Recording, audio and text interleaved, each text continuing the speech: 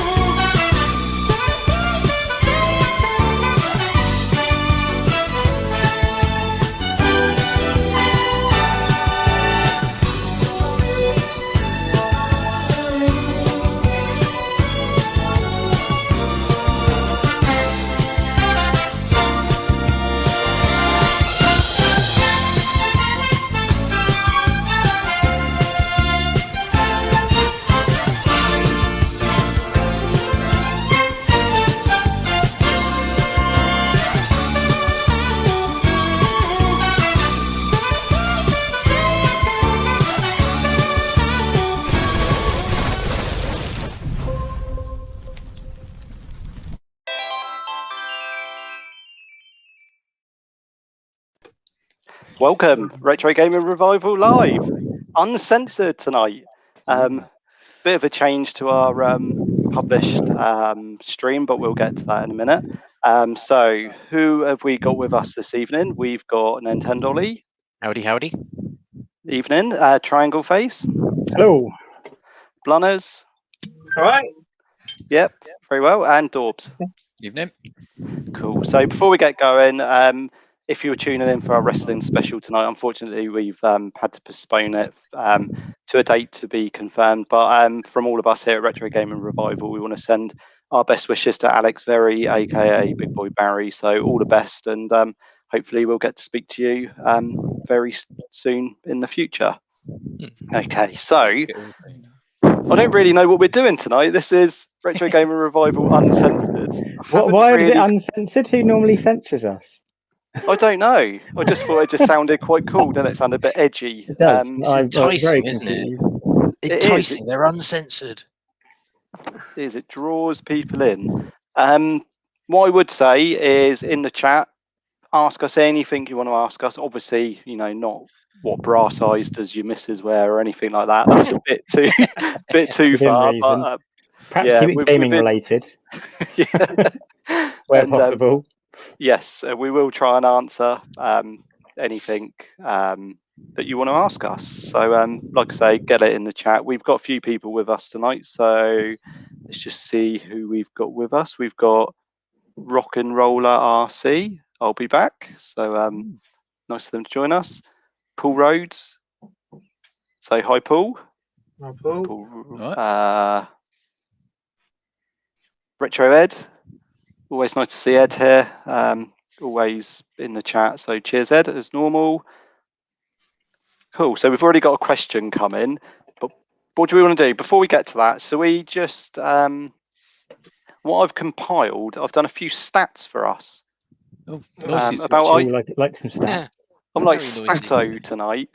So dressing gown. I should have done. You should have worn a dressing gown.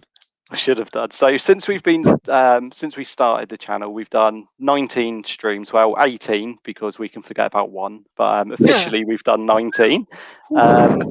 We've had stars of YouTube and legends of the video game industry, and in total, we've had 18 guests, and that's counting the Oliver twins and the Evercade special as 2 guests per show. Our most viewed episode. Anyone want to take a guess on that? Yeah, Tommy. Yeah, I was going to say the one with Tommy. Tommy Tallarico, which has got over 1,100 views, which is amazing. You know, for our small little channel, it's incredible. 1,100 people have clicked on that. Our second most watched video, I'm discounting the one that we don't talk about, is who do you think's the second most watched, or what do you think's the second most watched episode? Surprised me, actually. I think it'd be one of the older ones because it's been up for longer. Maybe people have gone back and watched it later because some of them creep up afterwards, don't they? So I think it's probably going to be one of the earlier ones. Is it the first one? It won't be the Oliver. No, it won't be the first one. And it won't be the Oliver twins either. Nope. Give us a clue. Give us a clue. Is it a gaming legend or is it a YouTuber? It's a YouTuber. Yeah, it's a YouTuber. It's Nestastic. Nope. Me Machine. Nope. I mean, we're whittling it down now, aren't we? Really? So is it going to be It's either going to be Essex, gotta be Essex Retro, or Crazy Burger. It's Essex Retro, and Essex I Retro. think personally that he's gone in and just watched himself on camera a few he loves himself, doesn't he? He loves himself.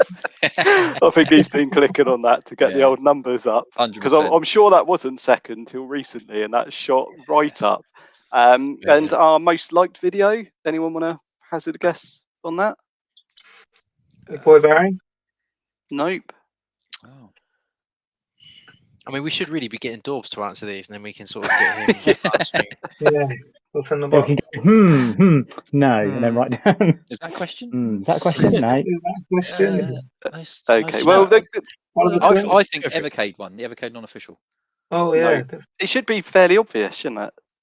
The one with the most views. Tommy Teller. Oh, so is that the one Most with the likes as well? Yeah, I was looking at a different 65 angle. likes that one's got. That's good. We all know what video's got the most dislikes, so we'll skip over that one. We're going to have to mention it at some point, aren't we? We I mean, are going to have to talk about it. We've left it up. We don't have to go into Dawbs- detail. Dawbs and Blunners are the only ever presents who have been on every single stream. So fair play to you for that. Hopefully one day people won't have to look at either of you on one of these streams. Charming.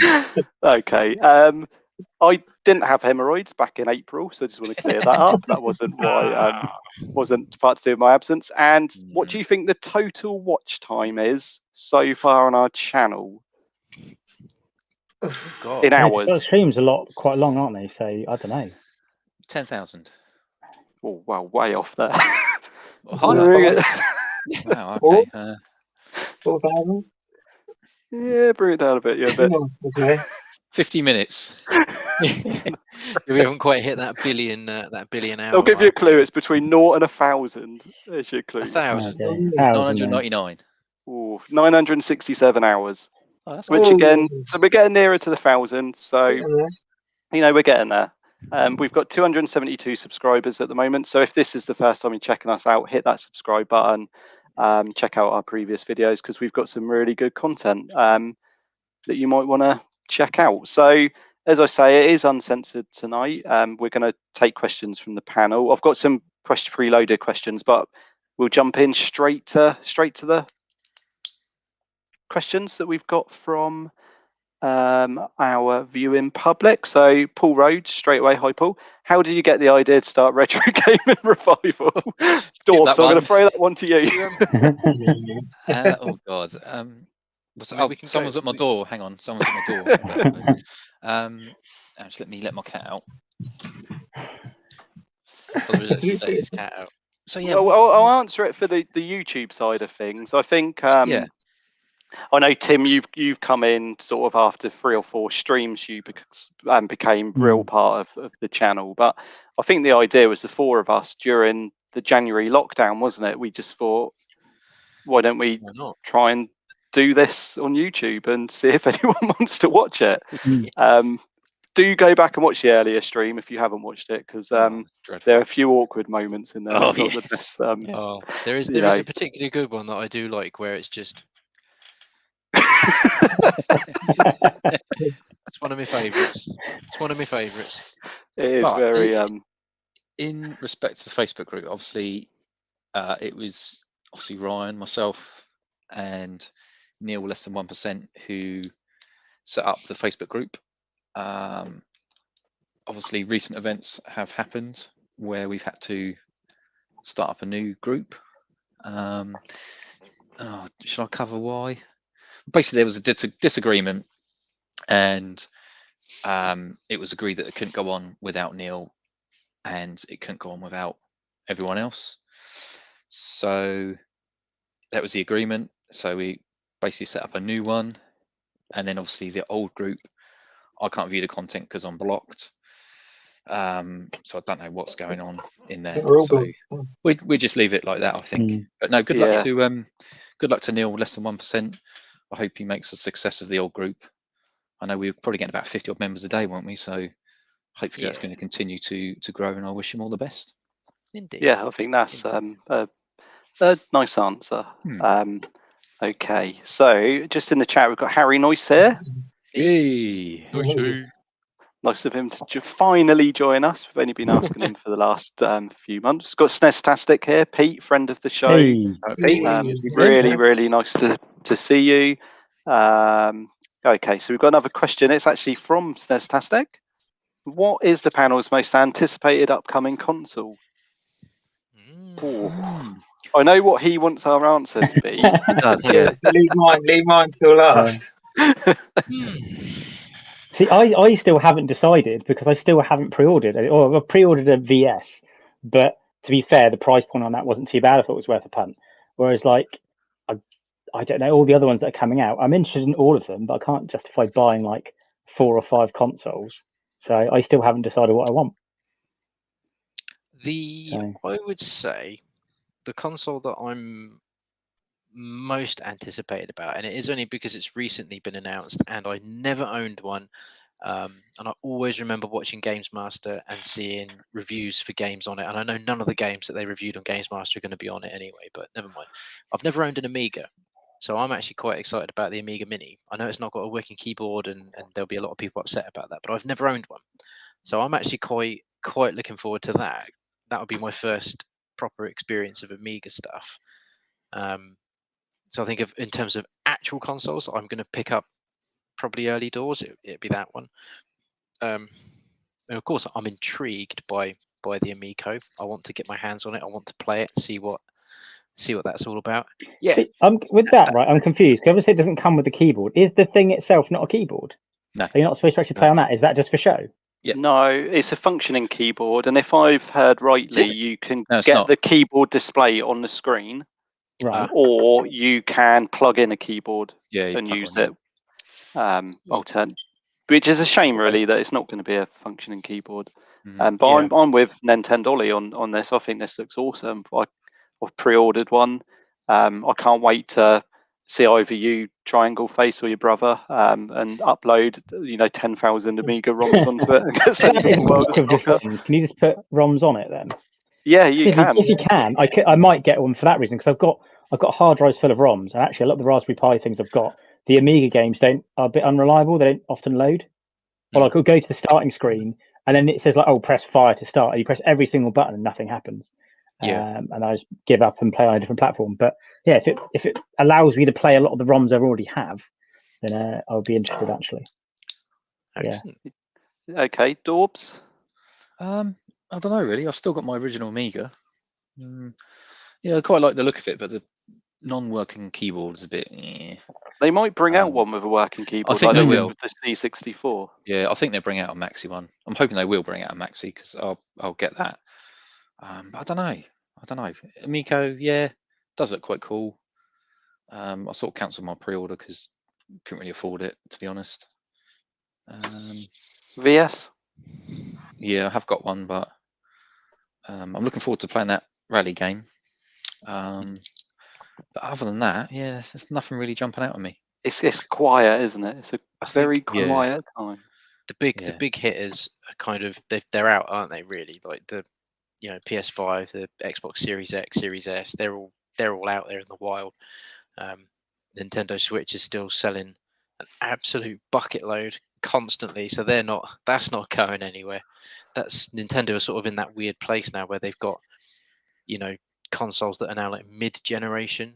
So it's strange. There's no massive console on the horizon. There's lots of different ones. So There mine, is. Yeah, loads of different ones. so mine is I'm waiting. Well, I'm like SNEStastic. I'm waiting for the Amigo. I think it'll be such a laugh. I'm gutted. I knew, obviously, everyone knew it was going to be. We wouldn't make it out on time. Obviously, conversations we had before. But I do like the look of it. I like the look of the physical media. Obviously, you haven't shown what's inside it, but hopefully, because straight away you're gonna have to get cases to like look after them boxes straight away. Because if they're like good for the environment and biodegradable, so they could just like dissolve in your hands. It'd be cool if it came with like a Monopoly. I'm saying, could you imagine if it came with like a Monopoly toy version of whatever you are, and that was like your amiibo that you QR'd for your game to come on or something? I think that'd be wicked if it was something like that, because you would just like display, but it won't be because of the size of it. But and I think it'd be good. Price the games are cheap. To be fair, at first I thought it would be rubbish, but I think I'll just have a crack of it. And if I don't like it, guess what? It goes on eBay, mate. So yeah. win. But no, and obviously that Amiga looks really good. But after you said about the keyboard, I was a bit. I don't know. But with the delay with the Amico, it might open up for me to get. Amiga games in HD or 720p or whatever it is. It'll just be awesome. SNEStastics give us a couple of suggestions. Playdate, I've totally forgot about that. You know, the one with the crank on the side. Yeah. I keep looking at it. I'm not interested in it, but every now and then it's like, what is it? And I'll have another look. If it looks kind of interesting, but no, put down. And then the next time I was like, what is the Playdate though? But I keep on just going back and looking at it again. So something is intriguing me about it. But I just don't know if I want a console with a crank. That Polymega, it's like, Jesus, for me, it's like the Steam Deck. It's one of these things where, I mean, I know Pete said Steam Deck as well, but I think with the Polymega, it's really cool. It's such a cool idea. It is really expensive. It's not even like, it's like PS5 expensive. It's not cheap. Oh, for the top one, yeah. And I know that they're going to release the other bits. So I think I could be wrong, but I'm sure the Polymega is the one where you're going to be able to like crank the front off, and then you'll be able to buy the different retro system part that you'll like clank onto the front, and then that plays whatever the next bit is. So there's one that's a disc drive at the moment, which plays Sega Saturn, PS1, Dreamcast, and like maybe a couple of other bits, which is cool. But I'm sure it's like 400 quid. It's what? And I'm sure it's going to be like the best way to play your old games, because it's going to be able to do everything. But I can't imagine those additional drives to play cartridge games. I mean, I can't see that being like a Retron 5 where it's just going to play everything. It's going to be a Nintendo one, a Sega one. I don't know. If I had the money, I'd be all over it, because I think it is a really great idea.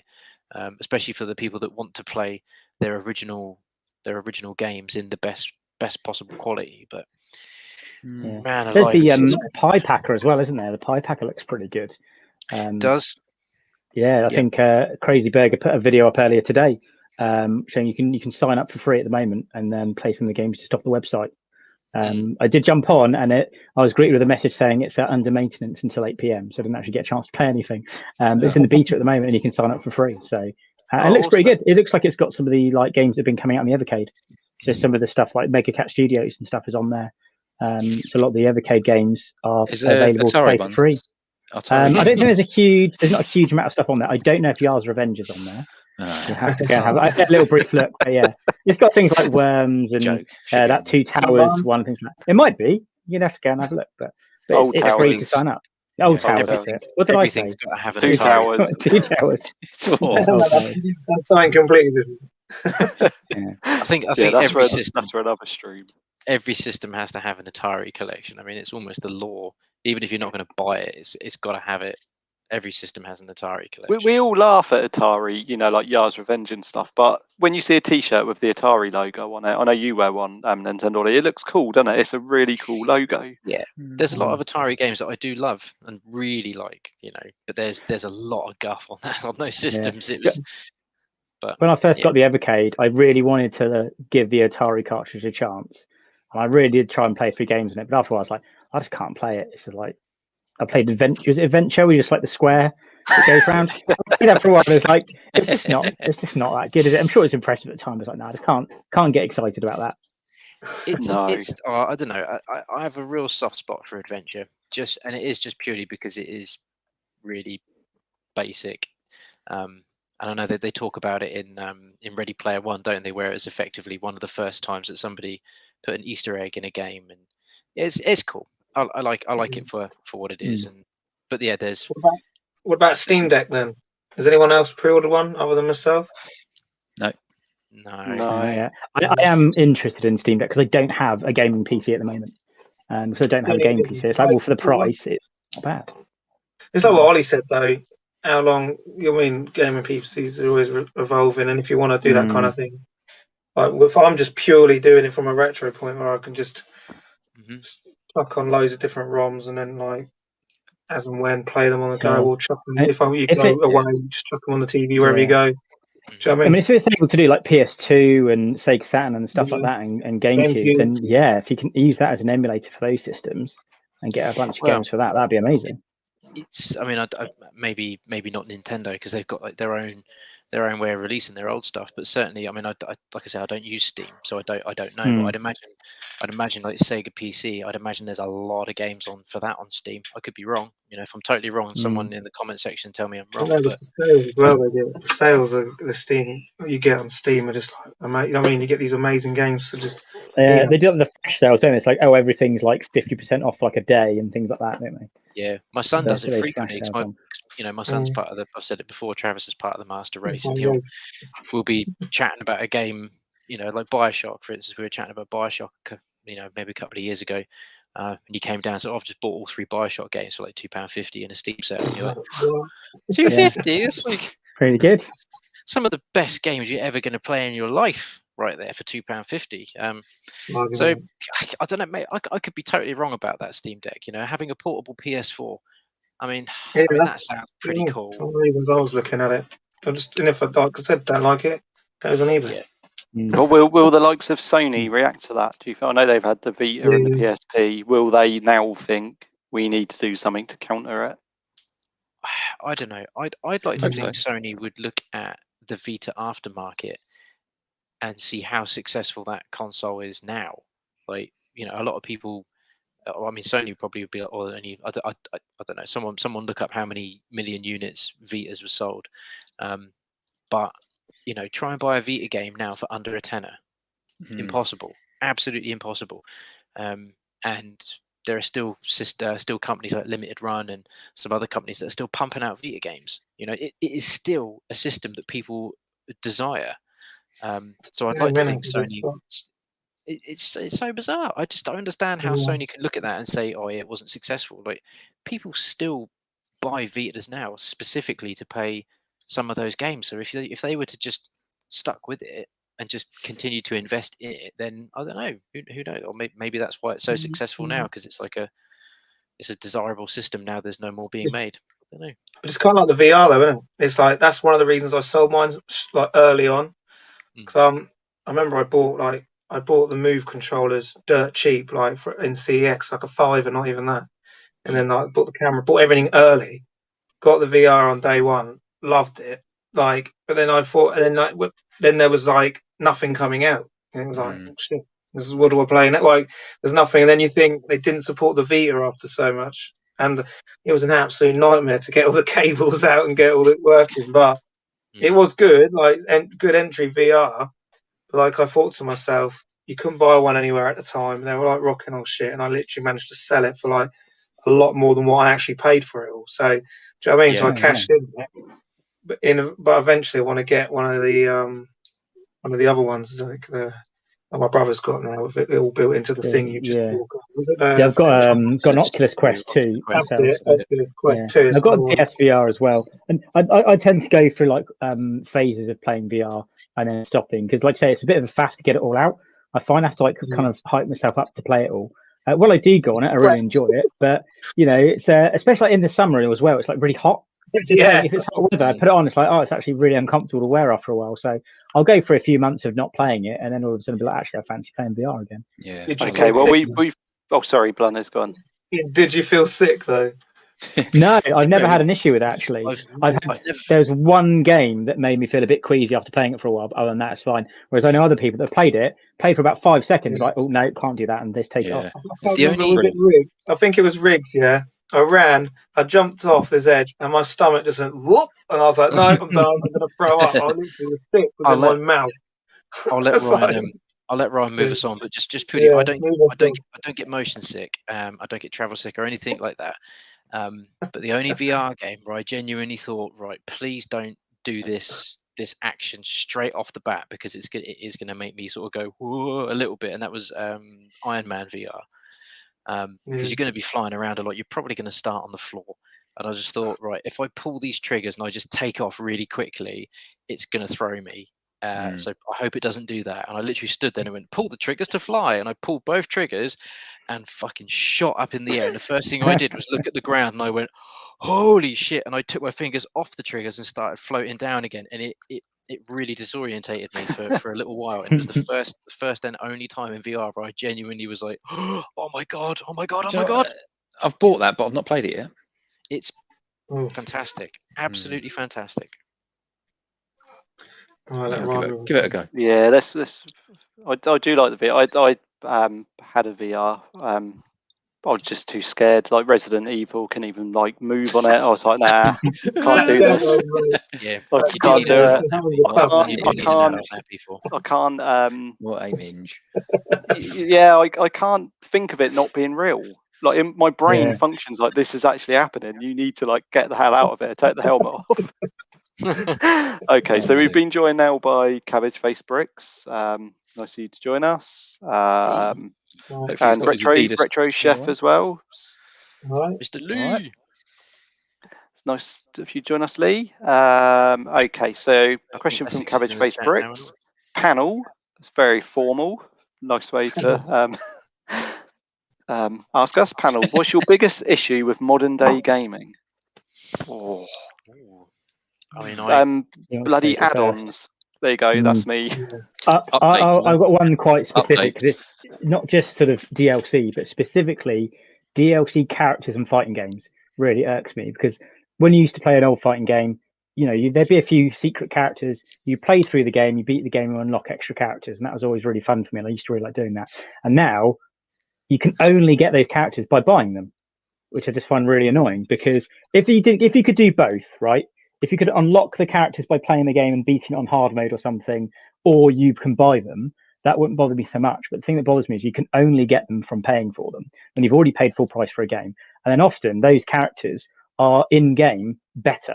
So if you're playing online, if someone's paid extra for the extra character, they have an advantage because they've got a character with like a really good moveset or something, or some sort of unfair advantage. That just really annoys me. Yeah, a lot of WWE games do that, like Battleground.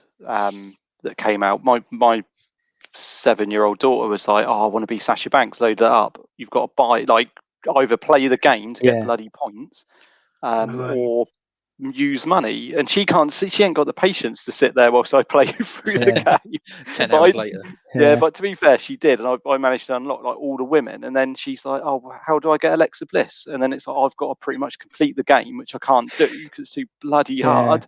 To get that character, so little things like that bug me. You just want they're in the game. Let me be able to be that person. Yeah. I don't mind if like a DLC is an expansion. If it's like a proper expansion and you're buying a whole nother like extension of the game, I don't mind paying extra for that. But when it's like microtransactions, you have to buy like a character in a game and things like that, I really don't like spending the money on that because I just feel like it's taking advantage of you a bit there. Like the mobile games as well. I don't really play any mobile phone games, but whenever I have gone to. It cut like what was the big one a few years ago? Was it Candy Crush? I think everyone was playing Candy Crush. But occasionally play it, and it's designed to make you run out of moves. Like one move where it's like you can have an extra move for 50p. I'm like, I'm not giving you 50p. Like if I paid £10 to buy a game, I wouldn't mind. But 50p to have a move, I'm just like, no, I'm not doing that. Someone at Candy Crush probably lost their job because of your tightness, Tim. You've only made 10 million. I don't know why. It's the principle. I just cannot buy like little small transactions. Yeah, I'm with you. I'm with you. Yeah. Mine's when you pay like £10 for the game and be done with it. If the game's free and I spend like 50p here and there, even if I end up spending £5 in total and it's cheaper, I feel better off if I just pay £10 and get the whole game. I hate the little mini transaction thing. Mine is when you get your disc, you got no time, you put it in, fucking 20 gig download. You're like, you've got to be like, was it Red Dead Redemption 2? Put that disc in, and I remember just like as soon as I got it, I didn't even turn TV on. I just put it in the Xbox and just walked off. Install in the air. Install in the update. I'll play that at midnight. Yeah, that's the only thing that. FIFA does that. Like you put it in, and then it will let you play like a friendly match or something whilst you're waiting like 4 hours for the thing to update. And it's like I don't want to play Paris Saint-Germain, AC Milan like 20 times. Also wait for this bloody game to load. But yeah, I'm with NintendOlly. It's I don't know. I've got something that bugs me, but it is also something that I like. It's Oh man, it's a real difficult one to sort of say that you dislike, but I'm glad that it exists as well because it also makes the games better. Because as much as I love retro gaming, I modern game a lot, like a lot. Um, so for me, the thing that annoys me is the day one update. You'll put a game in, very rare. I think like Blunners said with Red Dead, some of the games take an age to install because they need, they're like 100 gig install, and sometimes that can just take a while. But then when you've done the install, you're looking at your downloads and it will be like day one patch, 20 gig. And you're like, for God's sake, right? Okay, so I've now got to sit for another 40 minutes, or back in my old house when my internet was on like 4 meg, it's like great. So I've now got like 3 hours to wait before I can play this bloody game. But on the flip side to that, I also quite like that they can, release a game, and maybe they think it's great and they release it and they actually, oh no, we can make that better. So they can just pump a patch out every now and then. Like, I know loads of people would like rag on Cyberpunk. I picked up Cyberpunk maybe 4 months after it came out, and I'm playing it on a PS5, which immediately is going to make it run better than someone playing it on a base unit PS4. But, I put it in, did a 20 gig update or whatever it was for 4 months down the line, and it ran pretty well. And then, I know they're still pumping out updates to make it better, but the fact that they can do that is also a good thing. So, you've got a game that might not be as good as it could be, but they make it better. I don't know. It's a love-hate thing for that day one update. I just wish that people would give these developers the time they need to just make a good game, and then if they want to add to it, make it better by all means. But let's at least I find it get it right. I find it really hard to justify paying full price for a game on launch day, because I know that in a few months' time it's going to be on Game Pass or it's going to come out on a massive discount and things like that. And I often find like I'll eventually bite the bullet and buy a game and I'll spend like 50 quid in it, and literally like a few weeks later it'll be like 80% off.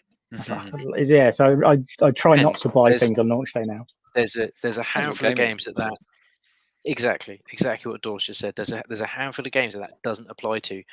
If you can find me a copy of Returnal on PS5 brand new for under £60, I'll buy you a bag of sweets. I'm not going to say a lot because I'm sure there'll be someone out there that can find me a copy for cheap. But you go into any bricks and mortar, any bricks and mortar store, or even like Amazon or any proper big retail outlet, and find me a copy of Returnal for under £60, brand new.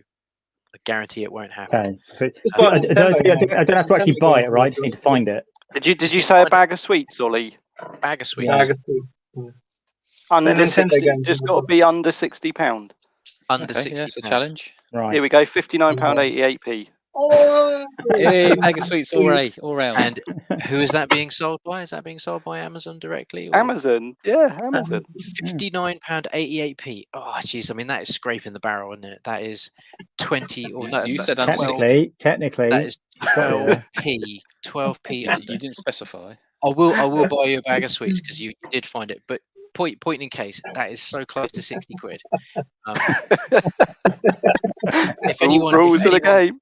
Yeah, you tell me what sweets you want. Question. If somebody wants like a real decent thing, if someone can find me a copy of that game brand new for under 50 quid.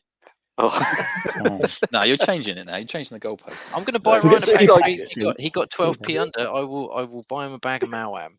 It's like what's in the box all over again. This controversy. But there is a handful of games that you are not going to be able to get for PS5 under like what most people would consider a good value price. Godfall used to be horrendously expensive.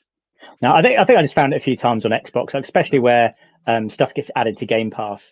When I first got it, $59.99. $59.99, yeah. Now Ryan's really won me. Games. So sorry, dude. According to the rules, the first person to find it. So Ryan's no, won, I'm afraid. Specify that. So well, you don't specify many things in what's in the box, but I'm changing the rules as I go. But we're not talking about me. We're talking about you. Okay, so Smith's Toys, $59.99. Okay, Dawbs. What don't you like about modern gaming? Obviously the downloads fucking do my nutting. Absolutely do my nutting. But sometimes when you got like a new game and there's a trophy and it's an online trophy and you've got to get to a certain level and you just, I don't know, say Call of Duty, for example, and you just load it up and you start playing and 10 seconds later you get killed. You respawn, 10 seconds later you get killed. It's so fucking boring. It does my nutting. So I just give up with it. So yeah, just people that are just, I don't know, spend 24 hours a day playing games online, and when you play them, they just absolutely murder you. It's just not fun. Kids who I are think better with than you on yeah. games. Yeah. I think when it comes to buying stuff for online play, it should really just be like cosmetic stuff, like, you know, changing what your character looks like and getting other equipment, things like that. When you make it that you can buy or upgrade your character to actually make you better at the game, you just have a massive advantage over anyone I know, that's new. it's not And then it's fair. really hard to break through that barrier, isn't it, to actually start enjoying the game properly. It's like GTA, they got a rocket launch and you've got a, I don't know, a water pistol. There's only going to be one winner. It's ridiculous. Well, it's like Cabbage Face, who's in the chat tonight. Me, him, and one of my other mates. Whenever FIFA used to come out, we used to do FIFA Ultimate Team. We used to buy £79 worth of packs, which is the most you can buy in one transaction between us. And we would still be an absolute joke playing online. We would still be awful. Mad, isn't it? It's like our team must, you know, we've put 80 quid into this and we still can't beat people. You know, it's very, very tough. It's no fun. It's no fun. But we're just going to have a quick ad break now, courtesy of NintendOlly's mate Ted. So we'll be back in 8 seconds.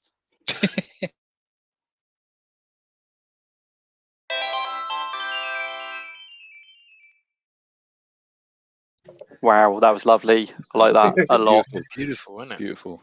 It is very, very nice. Okay, so before we go on to the next question, we've got a few more people joined us now. So we've got Pete from the Evercade Fans Group Non-Official. So hi, Pete. Nice of you to join us. Okay, I've got to skip through some of these names. Oh, Essex Retro's joined us now. Evening, guys. So you did miss something because you got a shout out at the start. You are our second most viewed stream. I've done some stats at the start. I did comment that I think you've probably watched that a few times just to check yourself out on the video. But nice of you to join us, Rob, as always. So let's get back to the questions. I'm quite enjoying tonight, actually. I'm liking this uncensored nature. It's very relaxed, isn't it? I like it. Okay, very relaxed. Harry Nice. Nice of you to join us, Harry. If you could pick one retro game to forget and replay again fresh, what would it be? Wow, that's a question. Good grief. That's really hard. All my PS1 stuff is in the loft, so I'm going to have to reach up and grab one to the loft. Yeah. I'm just reaching up into my loft. Hope it doesn't fall through the hatch. If I could play Final Fantasy VII again, having never played it before, I would do, purely because that is my favourite game of all time. Yeah, likewise. But a very, very, very close second. If I could play a game again from the beginning, I'd probably need to play both of those games at the time, though, because gaming has moved. It's jumped on so much now that to go back and play an old game for the first time now, you can enjoy the charm, but they don't have the same impact that they did at the time. So if I could go back and play Final Fantasy VII again without having played it before, I would do. And the other one would be, of course, like Mario 64. That's a good one. For me, those two games changed. They changed everything, absolutely everything for me. So that would be my answer. I think same for me on Final Fantasy VII, but I can't tend to give that as my answer for a lot of things. So another one probably be Time Splitters 2, because I think I just love going through all the challenges, and I'm hoping we will actually get Time Splitters 4. It looks like we might do, but I think the challenge mode had absolutely loads of little challenges you could do. Just getting to go back and redo all of that game, and the story mode was really good as well. And then just being able to forget it and redo it would be better, wouldn't it? I would say if like with NintendOlly, if I could go back to 2001 Grand Theft Auto 3, putting that into my PlayStation 2, just incredible. The first time you play that game, and it's like NintendOlly, your mind is blown. Yeah. It is. Oh, can I change my answer from? No, you can't. Let's move on. Dawbs, go on. I'm going to say Metal Gear Solid. Just remember the first time I played that, thinking that that was just amazing. So I think Metal Gear Solid for me. Proper espionage game, you can't go wrong with that. Good shout. Okay, Dawbs. Probably was it Plumbers Don't Wear Ties? That one. You can always expect a real highbrow answer from George. It's either going to be that or fucking John Barnes. What was that one that European Essex bloody Retro's got? That football. like bloody that one Essex Retro's got. What was that? Oh, he showed us the thing, didn't he? The cart. Yeah. I Yeah. can't What was remember. it called? Like Visage or something? What it had some like. Something weird. And Oh my offensive. god. We I'd got to play some probably- of that weird shit when we go to Essex. Oh, Man. definitely, I'm definitely. totally up for playing something the weirdest thing we can find. Yeah, absolutely. I would go for probably Heavy Rain on the PS3. Oh, I good. love that game. wow. I love that game. Even like I didn't guess who the Origami Killer was, so just the twist of finding out who it was. So mine Really good. should be, Loved it. mine will be either Ocarina of Time. I remember it like rocking on shit. No one ever read it. I want to change my answers. And then my other one would be Fantasy Star Online on the Dreamcast. I remember going online for the first time on dial-up internet and thinking, "Fuck, actually, these people are actually from like the other side of the world." Like it was mad. Like it was, and you could get just special gear in it, and then your old man would kick you off because he wanted to make a phone call or something. But yeah, that was, Peter that agrees. is. I Peter agrees. remember that the first time. Yeah. Dream key where it going online. There's some fucking great games being said here. I want to change my answer to all of the above. I remember Forget Heavy Rain. Heavy Rain. There's a certain scene where It was good. you Going can up the make- in the motorway? shower, is it? yeah, this shower scene, and there's also a scene where you Very can make her have a slash as well. That was quite funny. Also, that also Silent Hill it was a good one the first time round. The first run of that game was really fun. That first Silent Hill really was game changing. Silent Hill was probably, it's got to be maybe I'd say my third favorite franchise in terms of everything. The first one is probably going to be Super. Even though Final Fantasy VII is my favorite game, I'd say the Mario games as a whole are my favorite franchise because they're just consistently superb. However, there are Final Fantasy games that they skyrocket above everything. But Silent Hill is a 100%, real love franchise. There's some games that are better than others. I think oh my god, what's the one on the Vita? I can't think what that's called on the Vita. Book of something.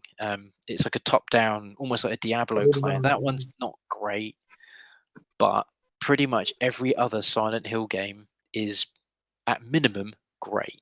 And when it's Silent Hill 1, 2, and 3, I mean, yeah, you just can't beat those three games as in terms of survival horror. They are. I mean, we're past watershed, aren't we? I mean, they are absolutely fucked up. They are proper adult stories with adult content, and it is that first scene, and you see in Silent Hill 2, and you see Pyramid Head when you're hiding in the closet, like it's screwed up. Screwed up. I want to change my answer. Silent Hill's in there now too. We could be here All of night. them. All of them. We'll These just go on games are to brilliant. what Snestastic said. He's killed most of his characters on Heavy Rain. I did. I played it loads of times to get the platinum, but the character I always killed, apart from the first time, was the kid that died previously. His mum. I could not stand her. She used to do my head in. So there's a bit when you're in the car, and you can make her drown. So I was like, yeah, I'm just swimming out. See you later, love.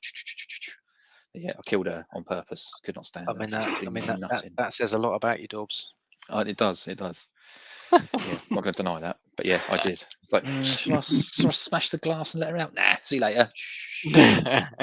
Up I go. Got some awesome questions tonight, I have to say. The next question from Pete at the Evercade non-official fans group. To you all, the worst gaming experience, the one that you were shite at. So, I used to have a game on the NES called Timelord. I don't know if anyone ever played that. I've actually still got a copy of it. So if anyone's a collector and it's in a box, then let me know. You had to go around collecting orbs, and without the internet back in those days, it was like 5 orbs a level, and I could only ever get to level 3 because I couldn't figure out how to collect 2 of the orbs, because like you would walk near it and it would move up, and then when you walked away it would move down, and I couldn't figure out how to do it. But obviously now with YouTube, I've watched someone actually complete the game in about 15 minutes. But yeah, that was a bad experience because I just could never progress. And you know, when you're like, you get that for your, I don't know, 9th birthday, and it's just like, oh, can't do anything with this now. So that would be mine, and probably any Atari game that I've played. Oh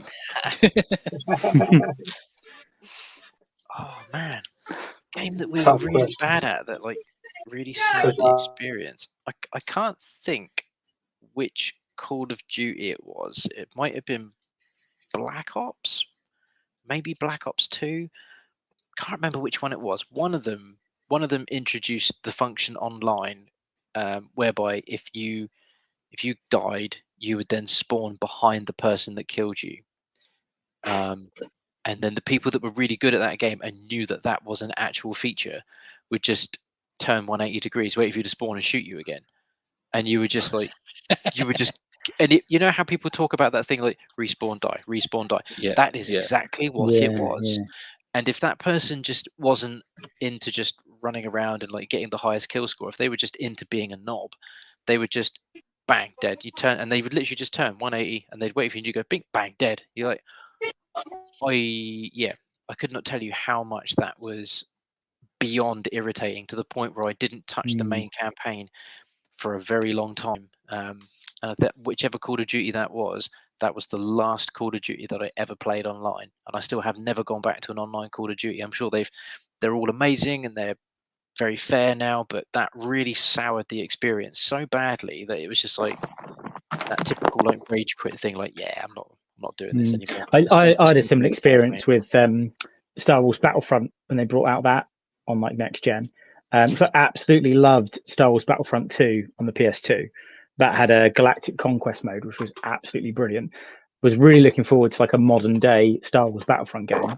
Went to go play it, and it was literally just respawn and die and respawn and die. Yeah, I don't know if there's really much else outside the online mode as well. I think they did another Battlefront since. They did Battlefront 2, which I hear is better, but I felt too burnt by the first one to give it a chance. So I haven't actually gone and played that one.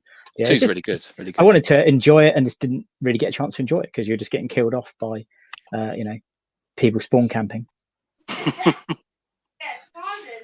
Okay. Dawbs, Blunners. My one's tough because I remember buying it and I thought it was pretty shit at the time, and then I started playing it and loved it, and that was Banjo-Kazooie 1.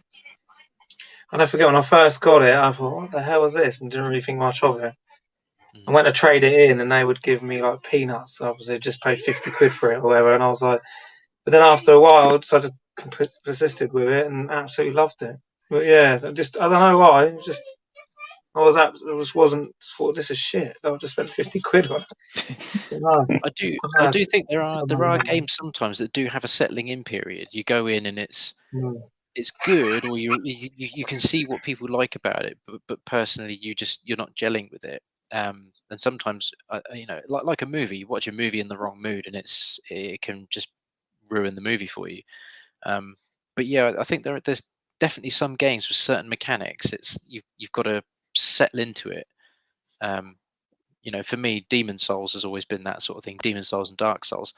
Played Dark Souls. I missed Demon Souls completely because I heard it was hard as nails. Tried Dark Souls. That was pretty difficult. Dark Souls 2, even harder. Played a bit of Dark Souls 3. Didn't really gel with that either. But then Demon Souls, the remake on the PS4, I was like, no, I'm going to persist with this because it looks beautiful. Everything about it is something I should like. And that was the time that it clicked with me, 4 games in. And I loved it, absolutely loved it. And now I'm slowly going back over all the previous games. So I think there's definitely some validity to that. There are some games that they need a settling in period. Yeah, definitely. And Dawbs? I don't think. Not that I was bad at it, but I just can't get on with that Death Stranding. Oh, it's just so boring. Who did you buy that from? You.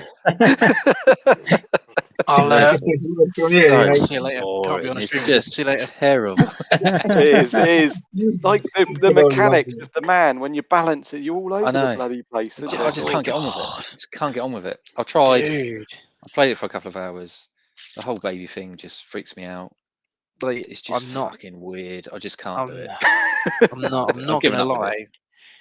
I can't remember when it was. Was it maybe around Christmas time last year? I think when I was about to be close to finishing it.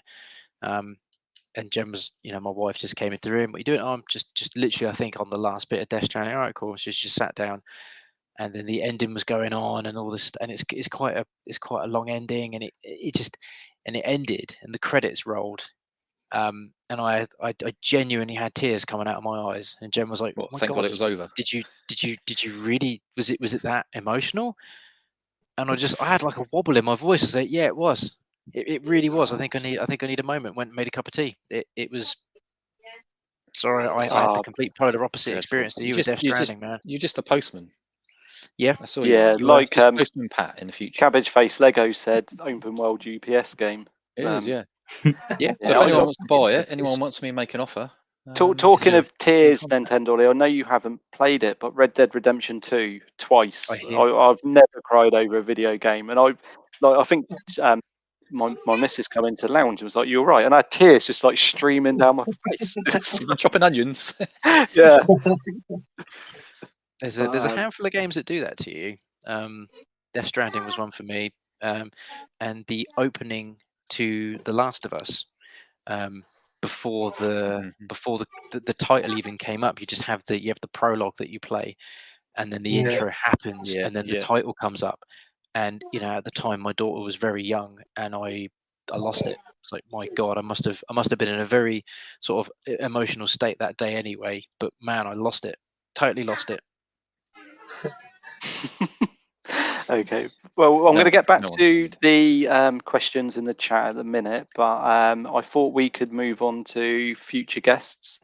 I'm going to throw this over to you, Dawbs, because you've got our diary pre-stocked and packed. So do you want to let people know who we have got lined up over the coming weeks?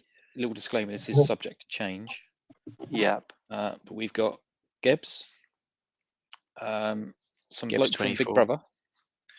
Some bloke who's on Big Brother. Hopefully, what's his name?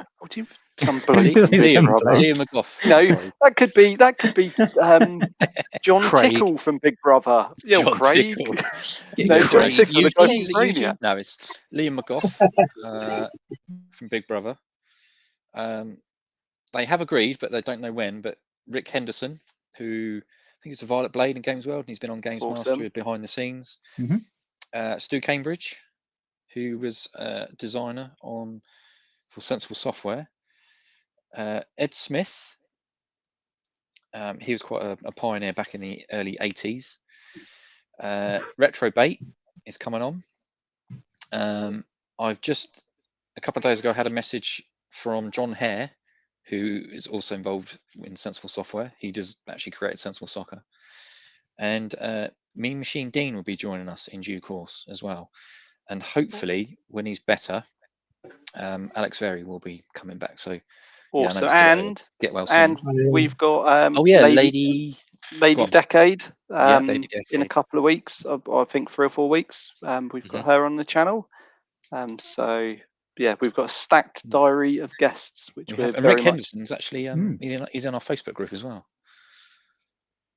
Madness. Which is really, really cool. Yeah, nice. Madness. Okay, well, that was an exclusive then. I should have done a little intro or something, shouldn't I? I feel like we wasted that, and I feel like your energy wasn't there, Dawbs. You want to bring it up a little bit?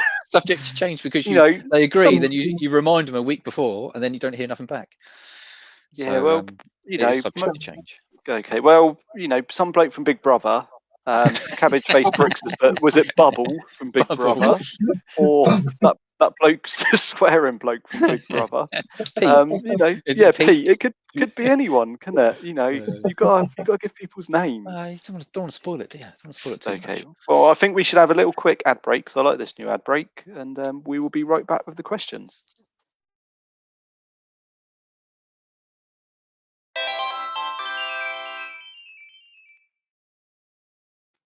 Beauty. Awesome. I like the fact that it gives Tim a chance to go and get his drink. I've got my fridge right there, so it's like to top up with the water thing. Okay. Well, this is a very quick question from Essex Retro Gamer. Can we get Ricky Gervais, please? No chance. No, I don't think so. I think just that's send him a tweet. Yeah, I think maybe Keith from The Office. We might be able to get him. Yeah, Keith. Keith. Look at him. Okay, so where's the questions? Talk amongst yourself for a second. Well, there's a really good one from SNEStastic about, apart from gaming YouTubers, what other YouTube channels do you enjoy? Well, to be honest, I used to watch a lot of YouTube just anyway, just because I used to watch it in the mornings before I got ready for work. And then it's right around the time I had kids. Now it's like in the morning. If anything goes on, it's like Peppa Pig, things like that. So I don't really get to properly follow YouTubers like I used to. I used to like sit down and watch them in the morning and watch YouTube videos. And now it's if I do watch anything, it's Peppa Pig or Disney or something like that. So struggle to watch anything now. So I watch a lot of What Culture Wrestling, because big wrestling fan. I watch a lot of that on YouTube. Marky D, 123. He's another wrestling YouTuber. He's pretty good.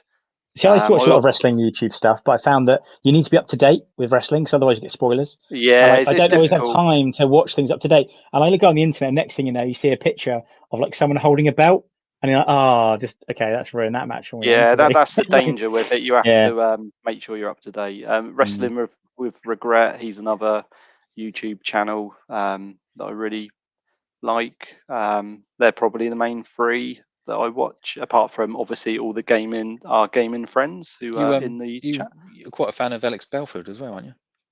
And I've gone off him a lot. Have you? Yeah. He's I won't go into why, but just gets on my nerves now, to be honest. We've got Roger join us, so hi to Roger from the Evercade non-official fans group. Nice to join us. So back to SNEStastic. So I'm going to ask NintendOlly last, because I think he'll have about a half an hour answer. Magazines. With all his retro magazines. Dawbs, Blunners, anyone you enjoy? I do. Non-gaming. Well, I'm a football coach as well. I do watch a lot of football ones as well. So like Pro Goalkeeper Academy, because obviously my boy's a goalkeeper. A lot of the FA goalkeeper stuff as well. Also, I love my boxing as well. So I watch IFL TV, they're always doing their stuff. And anything else? I've got a quick look here. Other than that, it's all our guys here, really. Yeah, other than that, it's all our other retro stuff. It's quite like watching Auntie Donna. You familiar with Auntie Donna? They've actually got a show on Netflix now. They were like, I thought she was a 70s actress. It's a group of guys who like comedy sketches. They're a bit weird, but they've got a show on Netflix now. So they've obviously got they're really funny. It's kind of one of those things where it's kind of, I don't know if I can really describe it without butchering it, but it's almost these things where like the situation's really weird and it goes on a bit longer than it should, and then becomes really weird, but then it carries on, then becomes funny again. If you know what I mean? They're quite a funny channel. They do some like weird sketches and stuff. Dawbs, how about you? Can you keep it clean, please? I can keep it clean, yeah. There's a good one called Cinema Sins. And he does everything wrong with. So what I like to, when we watch a film, I look on IMDb straight away afterwards, all the trivia and the goofs, and then I watch Cinema Sins, and he basically tells you everything that's wrong with that particular film. I used to watch Screen Junkies quite a lot as well. They're quite good. Screen Junkies, and because they do all the honest trailers and stuff, don't they? Things like that, because honest trailers are pretty cool. And then what was the other stuff you used to watch? Because I used to watch quite a few different people. Game Theory also has then branched out and did Film Theory as well. Like Film Theory is pretty cool. So just anything that's talking about films and games and comics and stuff. What's the comic one? There's one called Variant. This guy who talks about comics and stuff. That's pretty cool. And anyone else, Dawbs? WrestleMania, that's quite a good one. What culture? Quite cool. Yeah, What culture's up there? Well, we'll be seeing star of What Culture in a couple of weeks. Simon Miller and OSW Review. I don't know if you've heard of them. Yep. Yeah, they're very good. Amazing. Wrestling. They are hilarious. A group of Irish fellas, absolutely hilarious. And I don't think they're on YouTube, but there's a New Generation Project podcast. I don't know if they're on YouTube, but their stuff is amazing as well. So yeah, that's my Cool. top, Well, top before NintendOlly gives his very long answer, I'm just going to say Real Ale Craft Beer. He's a really good channel. Anyone who starts his video by saying it's beer o'clock, he's got me straight away. It always makes me chuckle whenever I hear his Welsh twang when he says that.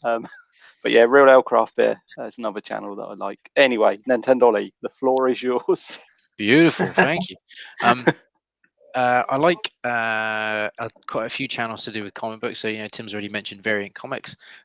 He's quite cool. He literally will do reviews of recent series, talk about as soon as a new character gets announced in a movie, he'll do a whole piece about the character. So that can be quite cool. Another comic book channel I like is Comic Storian. He's got a really fun page. So if you've not got the time to maybe sit down and invest in a particular story arc or a particular story that might be 15 issues long, he changes the panels ever so slightly to avoid copyright, which is how he's managed to make money on YouTube. But he's got a really good talking voice and a really good acting voice, so he does dramatic readings back of the comics themselves, so you can kind of listen to the stories and watch the panels. So if I'm ever away for work, I quite enjoy that. That's quite good. I really like a channel called Alien Theory. I'm a really big Alien fan. There's a fantastic channel, Alien Theory. He literally talks about all the either behind the scenes or movies that never got made, the books, the comic books, all the sort of other bits around Alien. And that's a really fun channel for me. In terms of movies, I really like Chris Stuckman. I enjoy his reviews a lot because he's quite fair. I like Jeremy Jans just because he's really loud. I think someone's mentioned Cinema Sins. I don't dive into that too much because they generally take the piss out of things that I enjoy, but it's always a chuckle. Beyond the Trailer, Grace Randolph, a lot of people find her quite irritating, but I think she's fantastic. She's quite fair. I'm only into movies. I mean, I think the weirdest, and this can be fun for people. This is the weirdest thing that I do listen to a lot of on YouTube is to help me get to sleep. Is like a thing called ASMR, and it's people that use like really high frequency microphones to either read stories or talk or do really strange things like fold paper, and the microphone picks up every tiny little noise, and the actual the science behind it is it gives you like a funny sensation on the back of your head, which is really relaxing and helps you get to sleep. And I've been watching a whole bunch of that for about, I don't know, 10 years. So there's very, very few times where I go to sleep without listening to something like that, which is probably going to be really weird for some people. But I think Pete's already done a high five to that. So I'm glad I'm not the only person that listens to ASMR to help him get to sleep. I mean, there's a whole bunch of crap, and then there's some skating stuff. I like aggressive inline skating, so I follow a few skaters, and they post stuff up. I could go on forever, really. There's a whole bunch of shit I like to watch on YouTube. I'll leave it there, otherwise I'm here forever. No, that's okay. That's fine. It's absolutely fine. Right. Well, there's some more questions coming in. One of which is about what was the most adult game the panel played as a kid. We're going to get to that in a minute because I need Dawbs to think very carefully about his answer. Yeah, but I don't want a lawsuit on our hands. So I was just gonna. This is a little bit going to put everyone on the spot. Not that is. Who's been your favourite guest? Ooh. That is. Oh man, I think I could have different answers for different scenarios. I mean, I'm going to cheat and I'm going to say a couple. I think purely for the interaction, the level of banter, and actually the sorts of things that we discussed. I think Tommy Tallarico I really enjoyed having on. I loved being able to be honest with him and have him be completely honest back. That was I felt it's going to sound really stupid, but I felt like a genuine connection with him. I felt like we were having this really cool conversation. We were chatting for before the stream, and then we were chatting for an hour after the stream, and then literally the following week he was like, "Can we have a private chat? I want to talk to you guys about something." And then that's it. We started like having a friendship with this guy. So for that reason, Tommy Tallarico is one of my favourites. Purely, if I could just go back and tell young Ollie that we were going to be chatting to Dave Perry at some point, I mean, that again would be pretty high up on my list. Being able to actually ask Dave Perry about questions to do with, 90s gaming at that time, and just his insight into that world was fantastic. And again, I felt like we had like a really good level of banter with Dave Perry as well. So yeah, those are probably my two favourites for those reasons. Apart from one little bit. I love it. I watch that over and over again. I think it's hard to have a favourite guess, isn't it? But I suppose it's like moments. I think one of my favourite things we talked about was I've when we had the definitely got Oliver. a favourite moment. Yeah, I think one of my favourite moments we had on one of the ones that I was on was when we had the Oliver twins, and they told the story about how they didn't make a game based on Bad Boys 2, the movie. They had to make a game based on Bad Boys 2, the poster. And like just that story was just so it's like pulling up the veil and seeing like what they went through and talking about, we've got to make a game with like based off this James Bond thing you've done, but he's not allowed to shoot anyone or have knives. That's been non-lethal takedowns. They're like, hey, what are we going to do? Just all those stories we had with them, I thought were really interesting. So yeah, I think that was probably one of my favourite streams to be on. Okay, I obviously you Triangle Face. That was a good early stream. So now you've become a permanent member. I feel I'm like the Winston of Retro Game Revival. You guys did all the groundwork and set everything up. I just came along. You're the sniper, eBay sniper. Yeah, you just came along, gave me a proton pack, and let me join in. So thank you for having me. There's been a few for me with You're the Winston. It's so hard Winston for me of the to say. Ghostbusters. Exactly. It's really tough for me because I really thought we hit it off with Mean Machine Dean. I thought he was awesome, like a proper top bloke. If you're on Twitch, this isn't just giving him a shout. I think he fully deserves it. His Twitch channel is brilliant, Mean Machine Dean. Me and Dawbs often, and everyone here often logs in, and jump on, it's just fun. It's a fun thing to watch. Big Boy Barry, obviously, being a childhood sort of hero of mine. It's so hard. I love the It's Coming Home special we done with James Jarvis from It's Much More. I thought that, like, for a stream, I haven't laughed so much. I don't think, that bloody free kick scene in John Barnes in European. That wasn't script. It just happened, didn't it? I just played a clip and it was like, what's going on there? That was hilarious. That was really good. It happened. Your cover up, Dawbs' cover up was funny. Oh look, Trigger machine on it. Stimulating your brain. Essex Retro. Obviously, we've made a really good friendship with him off the back of this channel.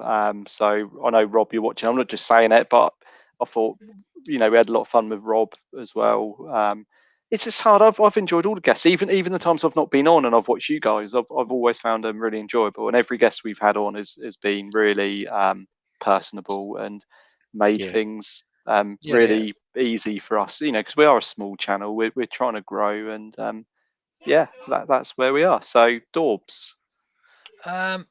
It's difficult because, like you said, we've had so many amazing people. Obviously Pete, Jarvis, Crazy Burger, obviously Retro Chef. I actually think Retro Chef is a lot better than Essex Retro. I'm only saying that because I've just seen his comment in the just seen his message in the comments. You're that person tonight, aren't you? You're just putting that grenade in the middle of the room, you've pulled the pin out, and you're just walking away, seeing what happens.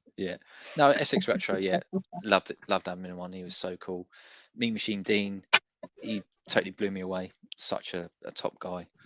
And obviously I suppose the gaming legends, Dave Perry, obviously Tommy Tallarico, Oliver Twins, Aulo. Obviously we had Pete and Roger on, which that was an amazing awesome episode. I loved that.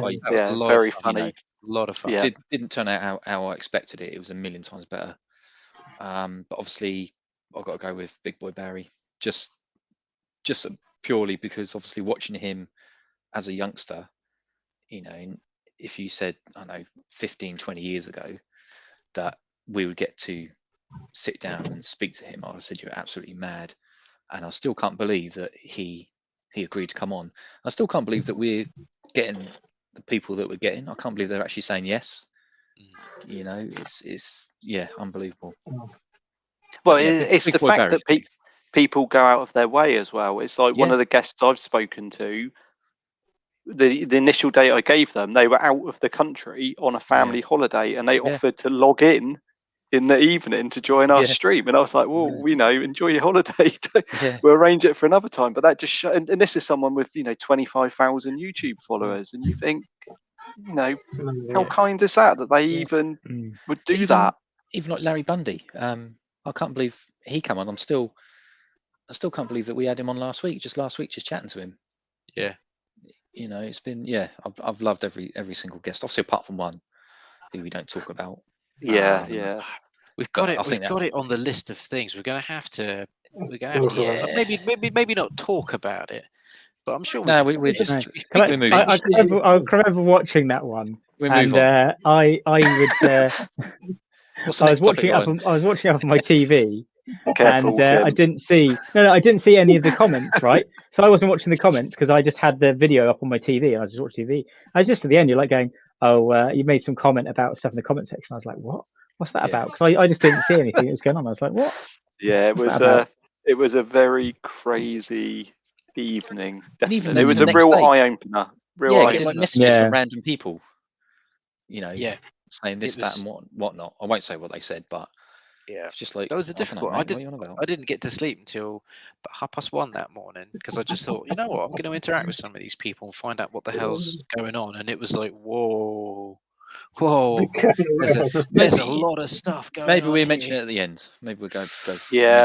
Maybe go into it at the end. So we definitely won't slag anybody off or anything like that. No, totally. No.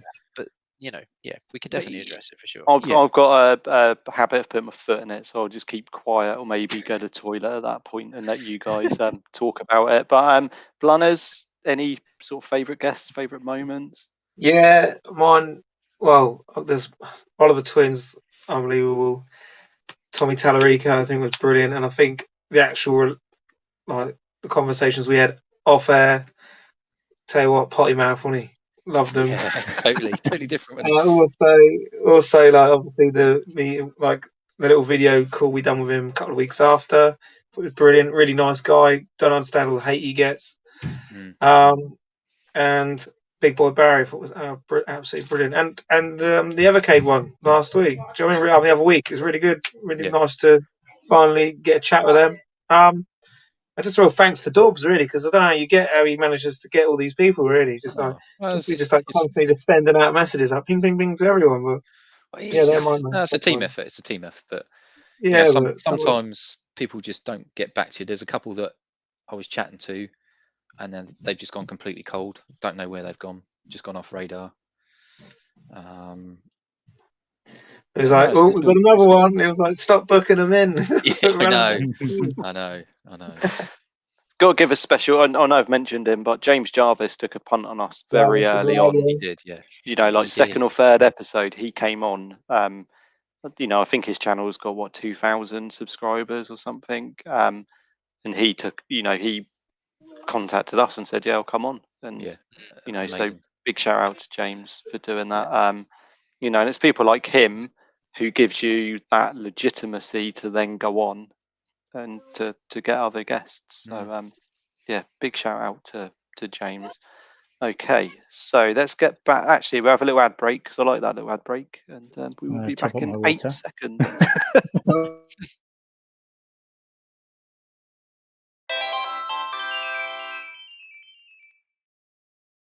Is he going to make it back? He's not back. No, I don't have to create the illusion I haven't moved now because I'm getting. Are you like a camel? You just need to get a big. Just get a big bottle. Just get a 2 litre. I'm not filling it to the top because I want to be back in time. So just filling up a little bit and then coming back. It's like Dawbs on that It's Coming Home where he just kept trying to change his shirt. Can't get it off. It's too tight. Okay, so we got another question. What was the most adult game the panel played as a kid? And Snestastic, mine was Sam Fox Strip Poker, and a little winky face, so I can only imagine what that was about. Sam Fox. Wow. I think probably mine. Commodore Mine was 64. probably when I was year 7 of school, so I'd have been 11. So what's that, 1994? Well, went into town and had £30 birthday money. And my dad went off on his own and he was like, I've just found Mortal Kombat 1 for £30 in like Comet or Curry's or something. And I was like, yeah, but it's 15. And I'll buy it for you. I remember going into school after that, some holidays, like a Don, like I've got Mortal Kombat on the Mega Strutting Drive in. because it was, and everyone was, writing down all the death, what they called fatality moves for me, Yeah. and so that's probably the most adult game I had as a kid, apart from like Grand Theft Auto on PlayStation 1, which was, playing it now, but it's not really got much about it, is it? So yeah, I would say that. Good I was just checking NintendOlly. there. Probably the first proper adult game I played probably was Mortal Kombat. There was an arcade down at Lee on the Solent, down near sort of where I am. The arcade is still there, which is bizarre, really. But I'm like 5'8". I'm not exactly the tallest person in the world. So when I was younger, I was even shorter, believe it or not. And at some of these arcades, the guy that ran it would bring out a milk crate for me to stand on. And I remember lining up with my old man to play Mortal Kombat. And what was that, 92, 93? So what was I, like 9 or 10?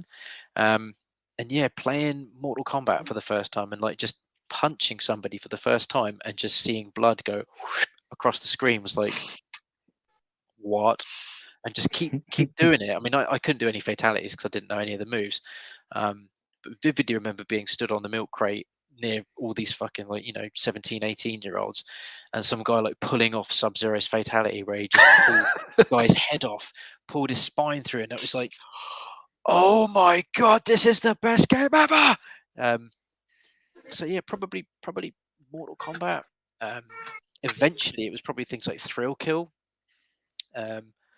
On the PS1, although that never got released officially, that got banned before it even got released. Then eventually became that Wu-Tang Shaolin game. With I was going to really mention Wu-Tang. Yeah, I can remember I bought Wu-Tang in a shop. I must have been about 14, I think, at the time that came out. And I don't know what the laws were around like age ratings on games at that time, whether they'd actually done anything with it, or whether the age ratings are actually just like a recommended age as opposed to a legal thing. So I just walked into a shop and bought it over the counter, and like clearly wasn't 18. I just walked in and bought it. So I don't know whether the person serving me just didn't care or what, but I was able to go up and buy it. Just saying another one in there that Paul Rhodes has put in the chat, Duke Nukem 3D. Oh my god.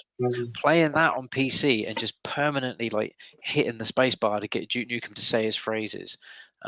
And getting into that room where you could like put money in the stripper's pants, and like, oh my god, that was something else. So yeah, maybe Doom as well. Normally most people's first person game is Doom. That's always got something grisly going on.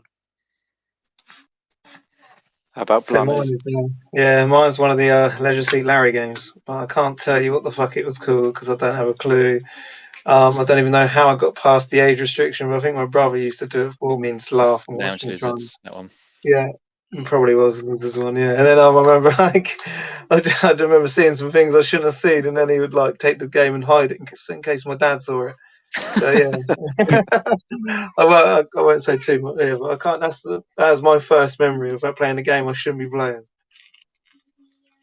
How about you, Dawbs? This is you've had time to think. I remember the cover for Barbarian 2 and the loading screen, so I think you might have to Google that. On incognito I played Leisure Suit Larry, Lounge Lizards. I played that one, and then I played the second one. I remember playing Strip Poker 3 on the Amiga. I think that's probably about it, really. Yeah, that's probably about it. Obviously, you've got your Grand Theft Autos and whatnot, Mortal Kombats, but yeah, I don't know if you can get the Barbarian 2 picture up, Ryan. Yeah, I'm just trying to. Might have to take your filters off. Vixen as well. I think Vixen was quite a. I remember the cover for Vixen. I know we mentioned. Strip Poker 3 was a good one. I think Silent Hill 2's a bit later in life, so it definitely wasn't my first sort of adult gaming experience. But I think for some people, Silent Hill games probably were some people's first proper adult experiences of things. You know, Resident Evil. Resident albeit Evil, Resident, yeah, one. Yeah, Resident Evil. Yeah. albeit Resident Evil is a little bit more tongue in cheek. Oh wow! Yeah. I mean, that's a cover, isn't it? I don't know if you can zoom in. Oh, The geezer is actually Wolf from Gladiators. oh yeah, Is it it? is. A little bit of trivia there. Yeah. I can't zoom in any further, and this is the only picture I can find of Oh, this. it's basically Wolf from Gladiators. That It is Wolf from Gladiators, yeah. No. That's Very intense. artistic. Right. So let's move on. So are we doing what's in the box tonight? Or are we not? Are we? No, I can't. If you, I've Anything in got the something, box? but I just can't be bothered. oh, He's got, It's probably- do you know what? I was going Right. to do it, but Essex Retro's been slagging it off, so you've Ah, ruined what it everyone's is. fun. Essex Retro. What it- I hope you feel guilty now. You've ruined it for everyone. What it is he's got something, but he knows we're going to win it this week. Right. What you need to what I've found from watching is anything that Dawbs says outside of answering a question, just completely disregard. If he mentions anything like, "Oh, it's a bit heavy," or anything like that, that's not a clue. There are no clues. Just disregard anything said that isn't a direct yes or no. If you ask him, "Is it this kind of game?" If he goes, and takes a while to think about it, ignore that. Just yes or no. Just completely disregard anything Oh, else. she's done some research. That's good. I like that. Yeah. I like that. okay. We've been asked this by Stastic, but I don't even know what page Ooh. 3 is, so I'm just going No. to skip over No, that. I don't know what that is. We'll have to No, go I back don't to know. we'll have to go back to 1990 when that sort of thing was appropriate. Melinda Messenger. There you go. There's an Sounds answer. like they've tried this all, Collectively. Right. Okay. So I don't think we've got any more questions. If anyone's got anything else they want to ask, you know, chuck us a question. Because I said we'd stay on to about 9:30 tonight. Okay. Is there any behind the camera secrets that we want to reveal? You know, what goes on or what's been said off camera or anything? I guess, can we talk about the time we were contacted to help with a certain E3 presentation? We can talk about it, but we can't talk about certain Items. aspects. Of Yeah. Yeah, Do she you, wants to go. do you want to run with that? Like, I mean, I was a bit late to the call because I had my phone on silent, so I completely missed I think the first 40 minutes of the call. But it was after our Tommy Tellerico stream. He said he wanted to get in touch with us before his E3 presentation to run some ideas past us and talk about the different things that he wanted to put in the E3 presentation, but then also ask us questions about the console itself, because we'd sort of been critical of the system, and he said fairly, which I thought was quite interesting. So this is why I don't get people that say, "Oh, he doesn't listen to people, he just cracks on with what he does." Well, that's strictly not true, because he specifically asked us, what is it about the Amigo from a hardcore gaming perspective that that is interesting and you know, intriguing to you? What things about the system after our stream do you now think are worthwhile putting in you know, a 10-minute E3 presentation? You know, there are other things that he talked about on the chat with us. You know, he told us about the physical media. You know, we absolutely swore we wouldn't reveal what the physical media was, but he did say we could at least say that he told us, and we could say that it was cool, because it is pretty fucking cool. But yeah, that I think is probably the biggest thing that came out of a stream behind the scenes.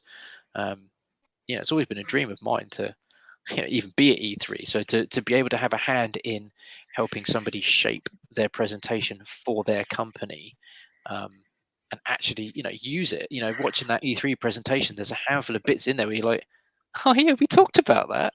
That's cool." Yeah, and he did. Yeah, and he, you know, he wrote some notes. It was quite a long call. I had a really good time on that private chat. And And then after that, there's just been a whole bunch of just random private crap, isn't it? We just talk about all sorts of stuff with him. But yeah, that particular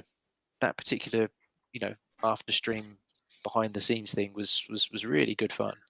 A few of us ended up in the doghouse after that, didn't we? It's a Saturday night, wasn't it? 8 o'clock. Yeah. Oh, I just need you all for 10 minutes. 2.5 hours later, Yeah. whole Saturday night gone. Yeah, it was good though. That was because again, I know people rag on him for whatever reason is, and like Blunder said, I don't understand why. He is a legit legend from the gaming industry. He's a composing legend. When you look at his resume for his compositions, it's unparalleled. He's been involved in some of the biggest games ever. So to be able to natter with him like we do, and have him talk to us and trust us with some of the things that he's talked to us about, it's unbelievable. Very privileged. That was a great stream as well, because it was kind of in two halves. So in the first half, he just talked about his career in gaming and all the stuff he's worked on. It was really interesting. And then the second half was him talking about the Amigo. And yeah, it was a really interesting stream all around. Got to hear about a lot of interesting stuff that he's worked on. Yeah, no, it was really interesting. And it was amazing that he approached us to come on. That was, it's not very often that we get approached by people. I think it was after Pete come on, hadn't it? He sort of said, "Oh yeah, just ask Tommy to come on. He'll come on and totally talk about it." You're like, "Really? Like we've not been very favourable to the system." And he's like, "Yeah, he'll still come on." And then I think I don't know whether Pete mentioned something to him, but then what was it, like a week later? He's like, "Yeah, I'll come on. We'll talk about it. It'd be good fun." You're like, "All right, you've seen the streams, right? You understand that we're not particularly on board with this thing." And he's like, "Yeah, it's fine." Like, all right. Didn't call you out on it, Dawbs? No, don't recall that. Anyway, move on, Ryan, quick. Yeah, what was your? You did say October, and I think you're right, aren't you? Didn't you win? Yeah, looking back, I did actually. Yeah. You did say 0%. So maybe he will apologise to me. You should be celebrating. You were one of the. You were right, weren't you? What were you right about? Do you wanna? It wouldn't be released in November, I think. October. All this year. Yeah, I think that was it. 0%. We are giving away a soundtrack of like all his work. So, yeah, that looks really cool. Yeah, I saw that as a gift if anyone's pre-ordered. You're only getting that if you do it through their actual website, because obviously I haven't heard anything through my Amazon order, so I'm not sure I'm not sure the details on that. You could probably get it on LimeWire anyway, mate. So yeah. God, that's very retro. That is, yeah. LimeWire. Jesus, cool. Okay, yeah, that was mainly the sort of main backstage story. Apart from, we had a good chat with Big Boy Barry after. Mean Machine Dean, he stayed on for a while, showed us some of the cool retro stuff that he's got. That like Mega Drive thing, I think he showed us. Oh, it's the is it the CD? The portable one. Yeah, very very cool. That's what about the Oliver twins disappearing? See ya. Yeah. I think sometimes they all just do, aren't they? That's what it was. Before they've even gone, before they've even finished. See you later. To be honest, it's more the other side as well. Like when it's about to go live, like are they going to be on? Yeah. Now, like when the guests are, getting closer and closer. Like it's fine, they'll be here. It's fine. And it's got that sweaty moment 5 minutes before you're like. Dave Perry, there was a panic, and then it was like. Heart, like everyone, we were thinking he's not coming, and then it was like heart like racing when you see him appear in the bot, like he's waiting to join. It's like that's the games animal. Dave Perry's there. It's but no, he was a cool guy. Actually, he didn't hang around, did he? He went straight away. No, he did. He was mega professional, and he did a mic drop at the end. It was before I say something inappropriate. Thank you so much for having me. Yeah, I think it was just after he said something inappropriate, wasn't it? But yeah, awesome guy, awesome. Yeah, legend. So much time for Dave Perry. And again, he's someone else that's been quite happy to sort of chin wag with us after the event, albeit not quite to the sort of lengths that Tommy did, but yeah, just having some interactions with Mr. Perry's fantastic. Cool. Okay, so we've got a question here. Do you think there will ever be a boy born who can swim faster than a shark? I asked that straight answer. Yeah. From The Office. Yeah, very nice. Very nice quote from The Office. I like it. There's a few silly questions here from Essex Retro that I'm not even going to give the time of day to be honest. Yeah, I'm What are disappointed in you, Rob. I thought you would have come up with something a bit more sophisticated, and if we were in Hollyoaks, it's like, come on. I don't even know what Hollyoaks is. Is it still going, Hollyoaks? Have we got to be a character in Hollyoaks or something? What's the? Yeah. Okay, so this is a good question. Tell me, Paul Rhodes. Tell me about each of your background behind you. Okay, so I'll start. Behind me is basically I think it's from Next, like what's it called? Not a cabinet, a shelving unit, and usually it's got pictures of my daughter and other bits on it, but I clear them off before I go on this stream and put some of my mini console boxes, because I'm not a big collector like these guys. And there's a John Cena toy up there because it's the summer of Cena. And there's Worms and Indie Heroes Evercade car, because I just needed something to fill the space, to be honest. So yeah, that's my background. Nothing exciting there at all. I'm going to save Triangle Face till last because I'm intrigued what's in those boxes as well. Well, perhaps I can show you one box. Pick a box and I'll show you what's inside. Yeah. Magazines. Okay, so NintendOlly's got his blooming magazines. Magazines? How dare you? How dare you? I mean, if I got a sort of, there we go. If I go it that way, that red box there, that is actual magazines. That's all my old Nintendo magazines and Total magazines. I wish I had mine still. In those boxes, that's all comic books, and down there comic books, and then there's some other boxes down the side here of comic books, magazines. This is all movies. I like a lot of movies. I like movies quite a lot. And then if I sort of slide that way as well, there's my little very small amount of Alien merchandise, memorabilia, Mondo poster and stuff. Most of my Alien stuff's in the loft where most of my retro games are, unfortunately. Although I do have one giant Mario up there, you can sort of see next to Mr. Stay Puft. Background. Cool, very nice. Yeah. Okay, Blunners. Someone before you talk, Cabbage Face has put Blunners has a flashing amber beacon from a road sweeper behind it. He must be talking about that Virtual Boy. Yeah. Well, I was saying there is a big story behind this. I bought it from the States from my brother. And it was there in America for about 3 years, and then every time one of my family went over there, they always forgot to take it with them. And then finally some random matey that comes back every year brought it back from the States for me. So yeah, that's a random story behind that one. But mine's just literally, I have to get away from my kids because they will just constantly, all the time, just not leave me alone. And I've converted this little cupboard. So you can see behind the TV. Oh, that's amazing. Hang on. And then I've put hang on, where's the picture there? Metroid. Yeah. I love it. I love it. Yeah, and then onto.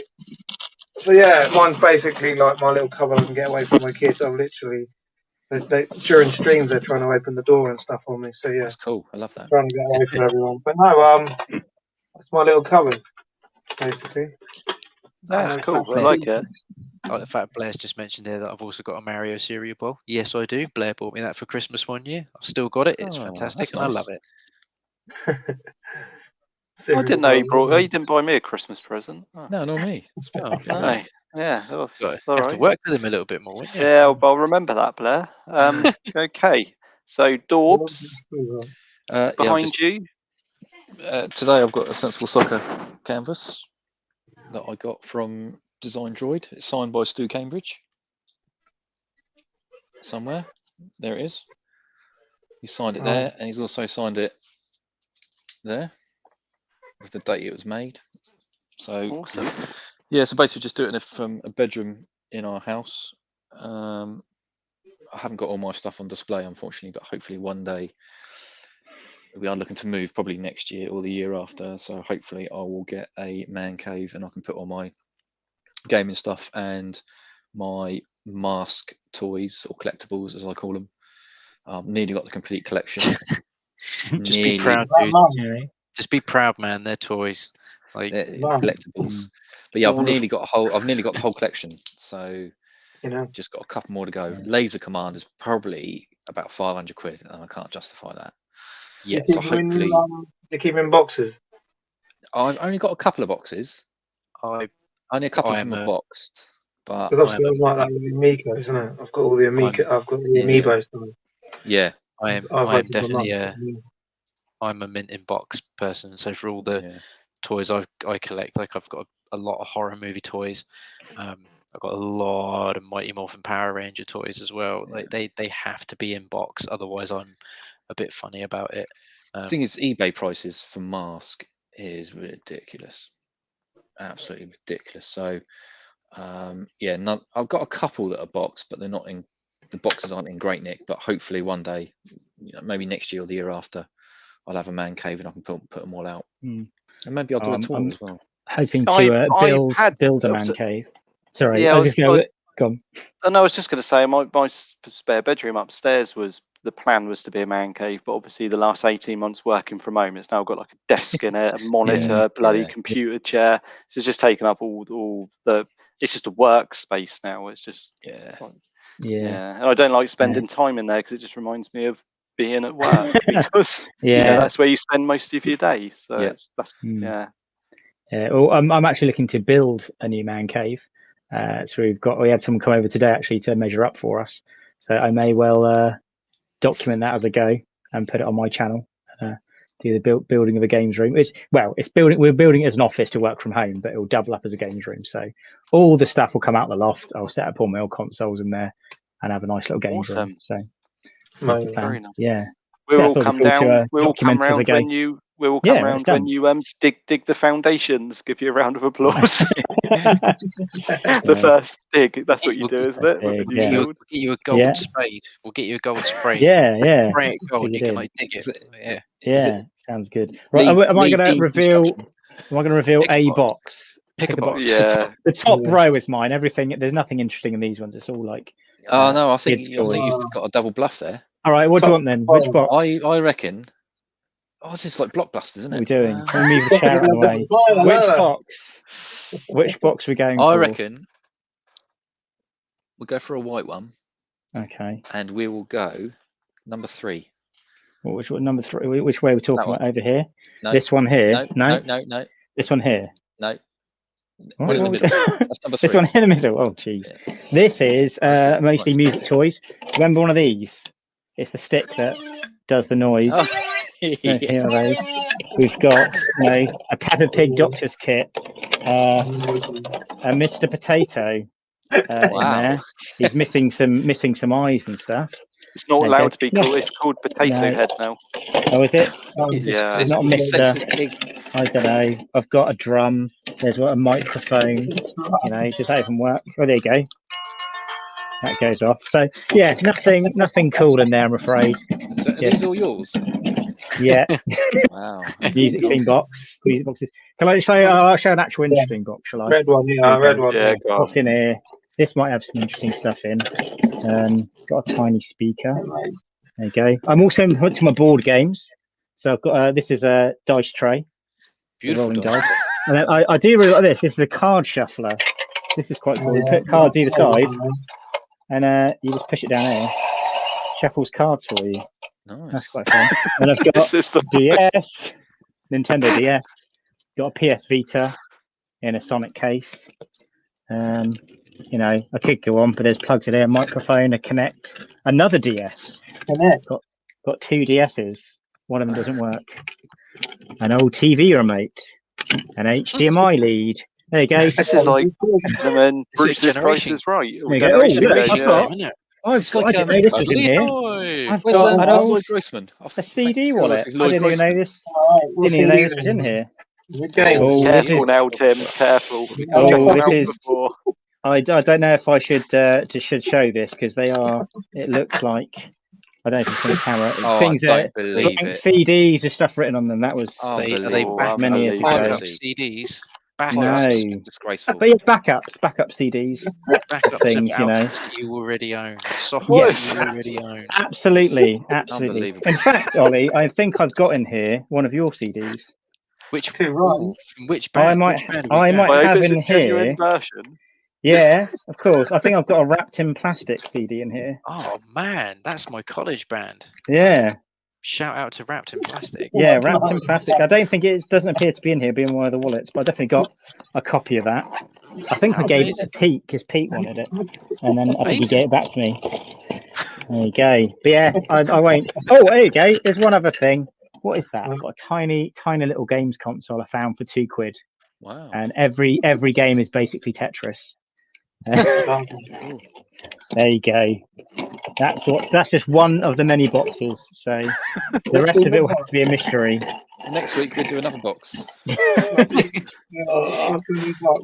But I'll tell you what, when we decided we were going to do, like this tonight, I did not expect it to go this way. It's totally. Oh, it's left field. Uncensored, isn't it? It is uncensored. It is uncensored. Yeah. Okay, right. I think that deserves because of.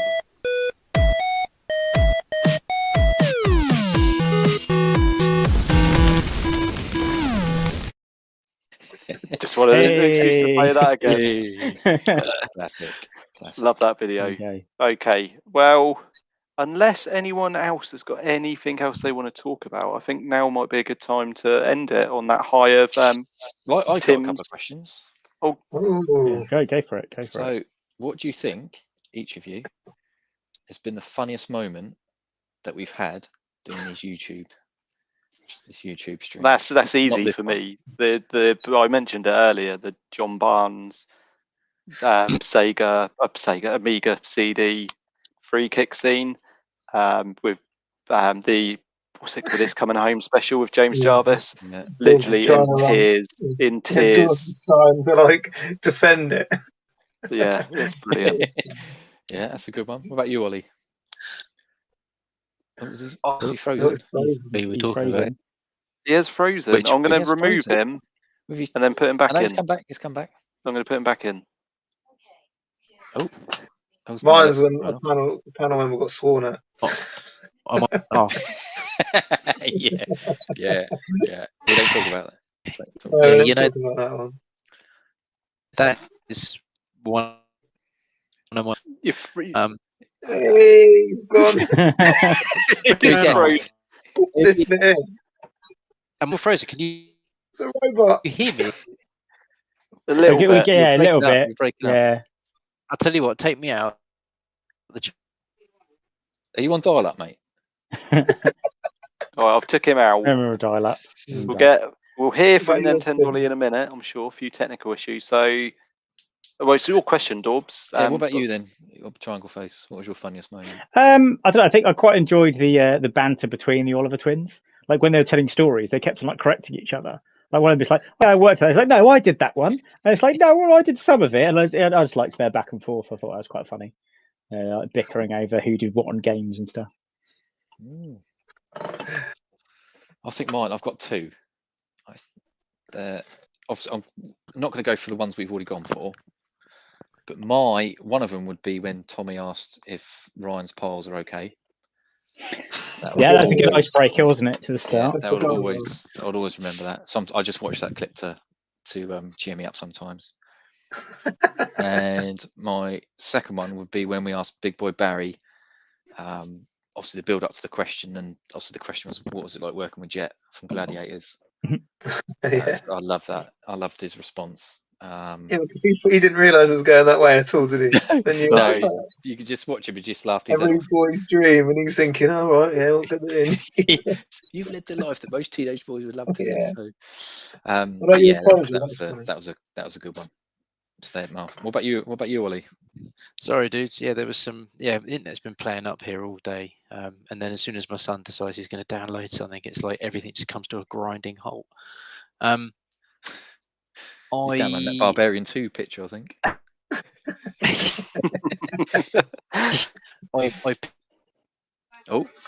Particularly he's gone again. He's gone again. Oh, what's going on? You guys have got to be having me on here, surely. No, you're fine. You're fine. Now you're back. You're back. Shocking behaviour. The particular stream was somebody calling somebody a particular word that made me chuckle. Yeah, we've had that one. I also very much, I think I said this at the beginning of the stream, it might have been our first stream. I very much enjoy the that still makes me chuckle. Yeah. I don't know. There's been quite a few funny moments generally over the course of the whole thing.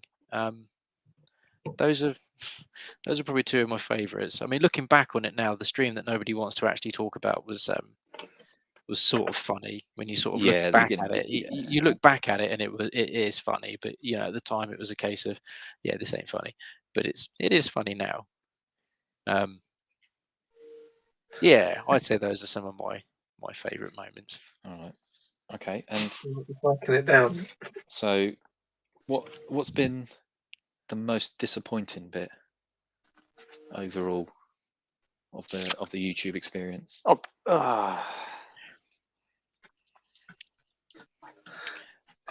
That short period of time when that group on Reddit decided to make a very small. To be fair, we've come out very unscathed from this whole Amico debacle, but that moment when some knobs on Reddit decided they were going to make a thread about the fact that we were all being paid off by Intellivision, even though on the stream I think most of us were like, yeah, cool, we still need to play it before we say we're going to be into it. That wasn't good enough, and I think Dawbs, you decided, fuck this, I'm going to chat to them about it. And they'd ask you a question, you'd answer it, and then someone else would ask exactly the same question, just worded differently, and you'd be like, I've already answered that. Yeah, I've answered that 5 times. The one that really bothered me was you gave this really good answer about how, you know, we're just being honest, and, you know, if you go back and watch it, you know, we don't fully commit to it, we're just like, you know, see how it goes. One of them was like, yeah, that's not good enough. And you're like, what do you mean that's not good enough? Like, good enough for who? Like, who are you answering to? Not good enough for who? For you and your Reddit thread? Like, go fuck yourself. Yeah, that was a bit disappointing. The fact that you can't. I mean, that was possibly the first time I genuinely, because, you know, everyone always does talk about it, don't you? Like, you know, sometimes, you know, you say one thing and people take it out of context. That was probably the first time I've ever said anything in that sort of capacity, and someone's gone, "Oh, they must be paid for." You're like, yeah, bloody hell, I wish we were. The thing is, you can't talk to them. You can't steer them away from what they say. No matter what you say, they come back with something in the same way but worded different. So they're just knobs. Let's face it. Yeah. What about you, Ryan? Biggest disappointment. It's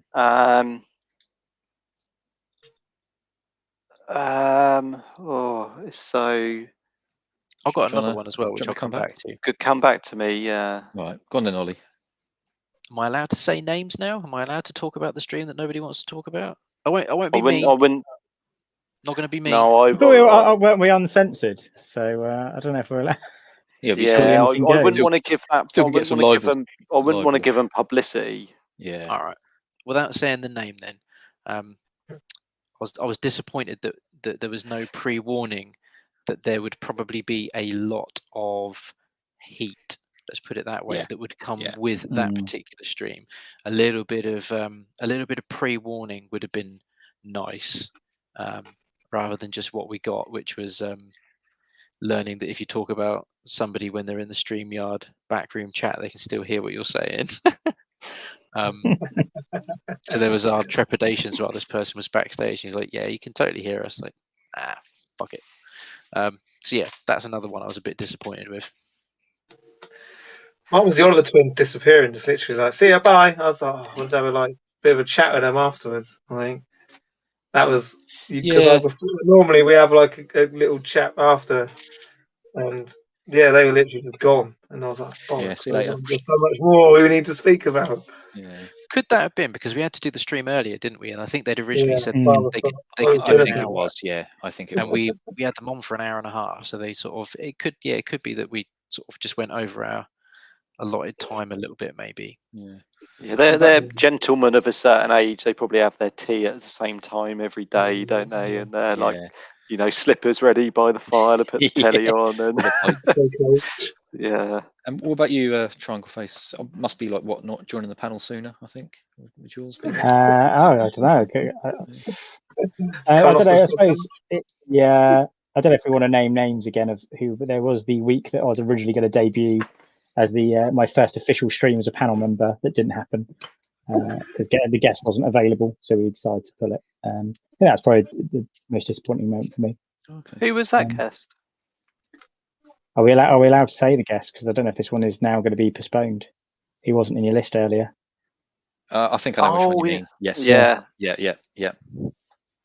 We can mention him. We mentioned him, yeah. So yeah, it was going to be Daniel Pacina, Yeah. aka Johnny Cage, aka Scorpion Sub-Zero. So that was hopefully we'll still get to speak to him. So I was super excited about that. I was like, that's I know you guys were sort of real sort of starstruck over Big Boy Barry, and for me, I think Daniel Pacina will be that for me, like get to speak to Johnny Cage. Was super excited for that, and unfortunately it wasn't to be, but it was no one's fault. It just happened, didn't it? So hopefully he will come back to us, and we'll speak to him another day. Well, I've got his agent's phone number, so I'll ping him a message. Do you want to, don't put it on the screen. No. And what about yourself, Ryan? What was your most disappointing moment? I don't know. I've missed a couple, so I guess I missed the Oliver twins, so that's disappointment for me. I missed Larry Bundy last week, and I missed Nestastic as well. I would have liked to have chatted to Pete a bit more. I guess another disappointment is Triangle Face hasn't been on the panel from the beginning. That would have been good because I think he's really added something to the dynamic of the group. Totally. I mean, technically, he's been on the panel since the rebranding and the restart. Definitely. I had to mention another one for me was when I think it was the year after the Oliver twins when we were chatting. I think the next one you guys had was the Dave Perry one, and also I was at that point just the bench warmer. And I was like, is anyone going to miss the Dave Perry one? They're like, no. I was like, I'm going to miss out on any really big guests. But so somewhere in a sort of parallel universe, he's probably called you the C word. Maybe.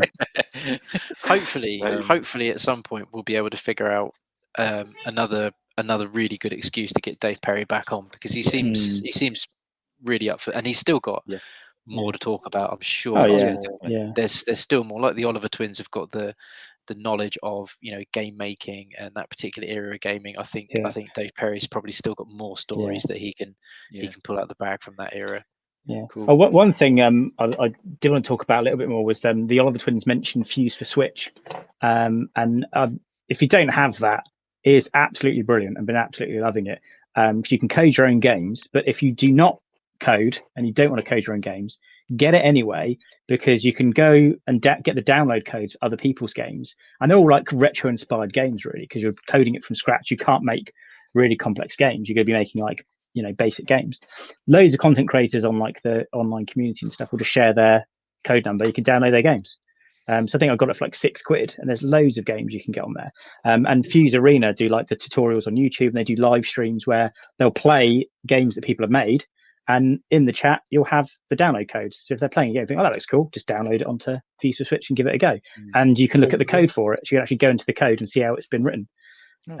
It's really good. So I definitely recommend checking it out, because again, even if you don't want to code, you can get other people's code and just help yourself to it and play their games. Cool. I've got a couple of disappointing moments. The first one is when we did our RG351P games, and I picked a game for someone and they didn't take it with the spirit that the task was intended with. They basically they refused to review the game. They've refused to play the game. So Japanese inspired ones. Yeah, I can't remember what it's called actually, but they basically refused. Quite good. So I was very disappointed with that. And obviously, I'm very disappointed tonight with Essex Retro's comment about my box things. I'm very happy about that. But I think the most disappointing thing for me, well, probably a regret, is that we didn't start it sooner. I wish we sort of started it. I know we've been going, well, our old group's been going for a year, and we only started this, February time, I think it was. Yeah, I think so. I know I wasn't up for it because I'm quite shy person, but I think I am. If you put me in a crowd, I just wither and die. But I just wish that we started it a lot sooner. And to end on a positive, I know we talked about this. I think a couple of comments. Was it yesterday? Might have been yesterday, Ollie, that we've met some amazing people doing this. Yeah. You know, we've made some real good friends. So yeah, you know, that's been a really good positive for me. I've loved every minute of it, and hopefully we can continue doing it. Yeah, definitely. And we've got, you know, plans for the channel in the future. I know we've talked about all sorts of different things. So hopefully there'll be some new exciting things on the channel in the future. So watch this space. And I don't know, like NintendOlly, you've got some like ideas of doing streams and all sorts, like gaming streams when you're actually playing, and unboxing, and yeah, we'll get there. It's just going to take a bit of time, and the problem now is the world's opening up again, and all of a sudden you haven't got all the spare time. I know. You know, when we started this, you couldn't go anywhere, could you? So it was easy in the evening to do this because nothing else to do, was there? You couldn't do anything else. But now it's like all of a sudden, like the football season started. Like for me personally. And then eventually we'll all have to start going back to the office again, and it's just all, you know, life is gonna take over again. But hopefully we'll still be able to keep doing this, and we all enjoy it. That's the main thing. I think Essex has put an interesting comment there in terms of something we might be doing. RGR visits. Oh yeah, we our UK tour. Yeah, we may be heading to Essex in October. So hopefully we'll be able to. Ryan needs to beat Mario. Is it Mario 3 in 10 minutes? I said no. I was watching. No, I'll tell you the story. Rob Essex Retro was doing a video online. He was getting a bit grumpy at the time. To be fair, he was trying to complete Super Mario 1. Was it 1? From start to finish? And I put in the comments, why didn't you use the warp holes? And I said, I've seen someone complete that game online in about 10 minutes, which I'm sure people have, using the warp holes. And he was like, I'm not using the warp holes, I'm completing it properly. And I said, well, I think I can complete it in 10 minutes. So the challenge is now on. Maybe but then when he challenged me, he said, oh God, Ryan's in his 20s. He's one of those people who'll just practice now till October and be like amazing. I absolutely love that people think that we could be in our 20s. I would take that to the bank. Well, my fake ID says I'm 26, so I don't know about yours. Well, not yours. Not asking for any sort of like shout outs or anything, but I turned 38 on Saturday, so that makes me the second oldest out of all of us. So creeping up towards the 40. So I think we're all past the mid 30 point, aren't we? That's where we're all past that, aren't we?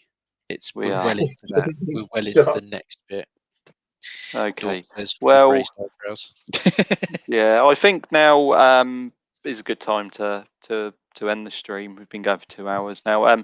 Just before we go, check out Retro Chef.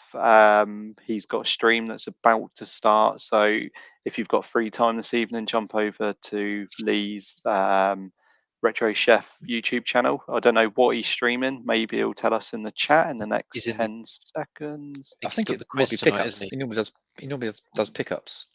Oh, does he? Oh, yeah, maybe it might be a pickup one. I've seen him like play James Bond and stuff recently. Oh yeah, Call of Duty and stuff. I think he plays. Yeah, maybe he might be playing that, but check it out. Oh, it's pickups.